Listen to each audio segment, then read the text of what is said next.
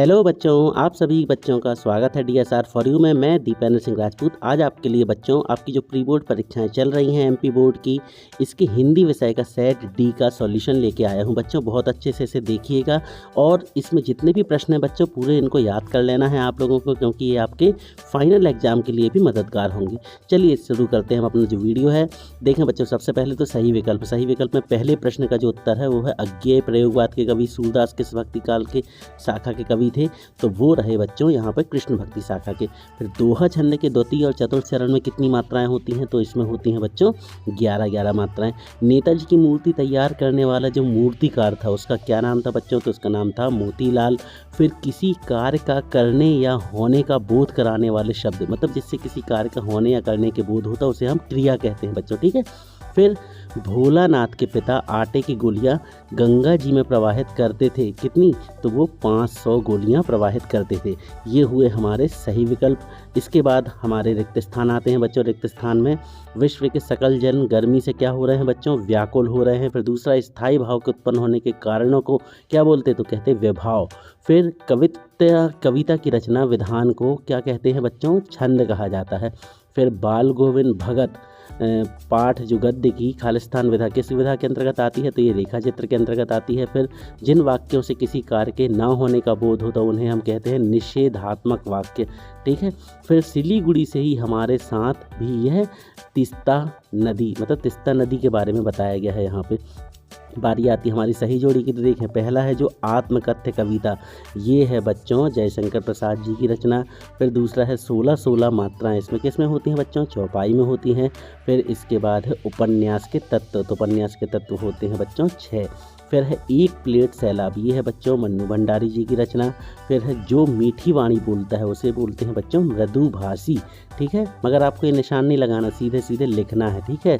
फिर साना साना हाथ जोड़ी, ये है मधु कांकरिया जी की, ठीक है। तो बच्चों लिखने का तरीका आपको मालूम है, मैंने केवल आपको उत्तर बता दिए। अब देखें ये है एक वाक्य में उत्तर, इसके आपको उत्तर देना है एक वाक्य में उत्तर। जैसे मुख्य गायक की आवाज़ कैसी होती है, आलम्बन के अंगों के नाम, तो देखें इसका पूरा उत्तर लिखा हुआ मैं आपके सामने दे रहा हूं बच्चों। यहाँ पे ये हैं पूरे उत्तर लिखे हुए हैं, इनको आप देख लें, पूरे उत्तर A to Z हैं और पूरे सही भी हैं बच्चों। प्लीज़ वीडियो को लाइक कर दो, चैनल पे नए हो तो सब्सक्राइब कर लो, क्योंकि हमारे चैनल में इसी प्रकार से आप लोगों के लिए इम्पॉर्टेंट चीज़ें प्रोवाइड कराई जाती हैं। फिर सत्य देख लें आप, सत्य है ये जो फसल कविता हमें कृषि संस्कृति के करीब ले जाती है, ये सत्य है क्या सत्य, तो देखिए इन सारे के उत्तर भी एक स्लाइड में आपको दे रहा है। पहले का उत्तर है सत्य, दूसरा असत्य, तीसरा असत्य, चौथा असत्य, पांचवा सत्य और छठवां सत्य। प्लीज़ बच्चों चैनल को सब्सक्राइब करो और अपने दोस्तों को भी ये वीडियो शेयर कर दो ताकि उनकी भी मदद हो जाए। बात करते हैं हम अपने अगले प्रश्नों की। प्रश्न क्रमांक 6वां आया, ये है हिंदी पद्य साहित्य को कितने कालों में बांटा गया और प्रगतिवादी कविता के 2 कवियों के नाम। तो देखिए दोनों प्रश्नों के उत्तर हाँ एक ही स्लाइड में मैंने दे दिए हैं।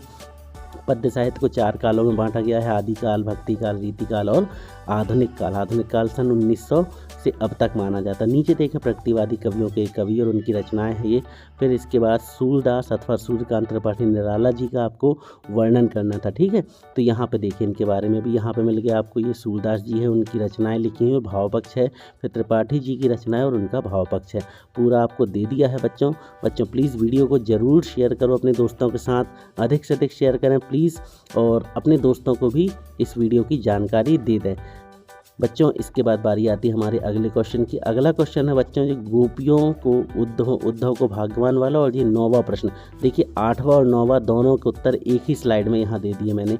देखिए 8वें का उत्तर ये ऊपर लिखा हुआ है और उसके अथवा सहित 8वां उत्तर भी है और 9वां भी अथवा सहित है। दोनों प्रश्नों के उत्तर लिख लें और अब तो लाइक कर दो बच्चों। देखिए मैंने आपका टाइम बचा रहा हूँ, बहुत जल्दी पूरा वीडियो मैंने कवर किया है और पूरी जानकारी आप लोगों को स्पष्ट दे दी है।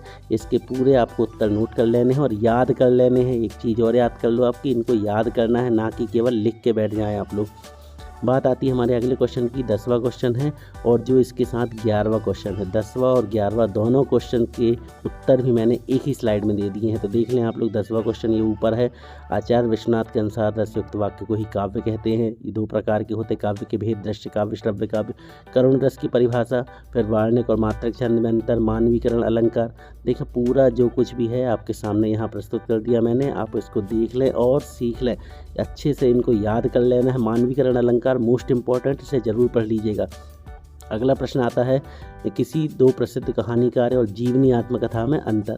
तो देखें, प्रसिद्ध कहानीकार मैंने ड्रॉप किया है, जीवनी आत्मकथा में अंतर आपके सामने यहाँ प्रस्तुत है, ये आप तैयार कर लें। जीवनी आत्मकथा में क्या होता, आत्मकथा क्या होती, आत्मा की कथा, मतलब खुद की कथा, और खुद से झूठ नहीं बोलते।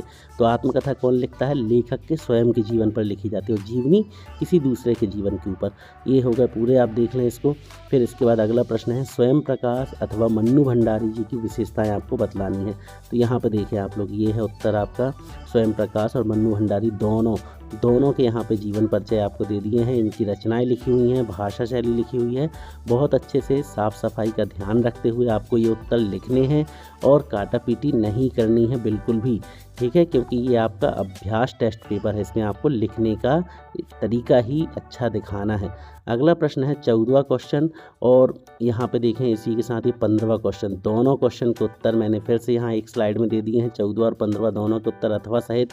ये देख लें आप, 14वां का उत्तर है, अथवा वाक्य का उत्तर भी दे दिया है, फिर 15वां है और उसके अथवा का उत्तर भी दे दिया है। तो आपको बहुत अच्छे से बच्चों ये दोनों प्रश्न तैयार कर लेने हैं, लिख लेने हैं, इनके उत्तर बहुत साफ़ सफाई से आपको ध्यान रखना है।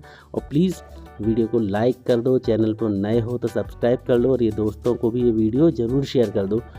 अगला प्रश्न है बच्चों 16वां में बेटा देखें, यहाँ पे संसार भर में प्रसिद्ध जो होता है वो विश्व विख्यात कहलाता है, जिसकी उपमा ना दी जा सके वो अनुपम होता है। फिर संधि समास में अंतर, तो यहाँ पे आपको संधि समास में अंतर नहीं, केवल आपको यदि ऊपर वाला लिखना है तो ऊपर वाला लिख लें आप लोग।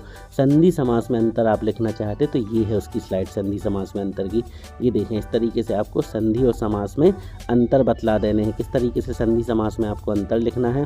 संधि क्या होता है, वर्णों का योग होता है, और समास क्या होता है, दो शब्दों या पदों का योग होता है। बारी आती है हमारे अगले प्रश्न की, बच्चे माता पिता के प्रति अपने प्रेम को कैसे अभिव्यक्त करते हैं।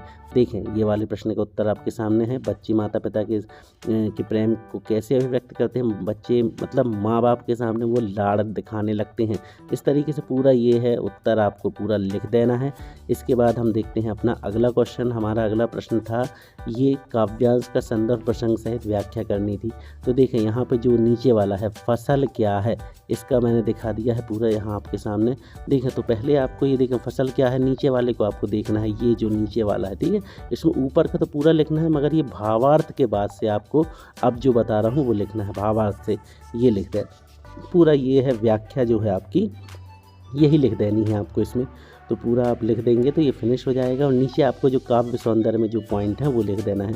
प्रसंग नहीं लिखना है, प्रसंग क्योंकि आपको वहाँ पे मिल गया था। अब बारी आती हमारा 19वां क्वेश्चन। 19वां क्वेश्चन है ढाली बैठे, तो ये नहीं, इसके अथवा वाला, ये एक संस्कृत व्यक्ति वाला, इसका उत्तर मैंने यहाँ पे आपको दे दिया है, इसका आप भी देख लें।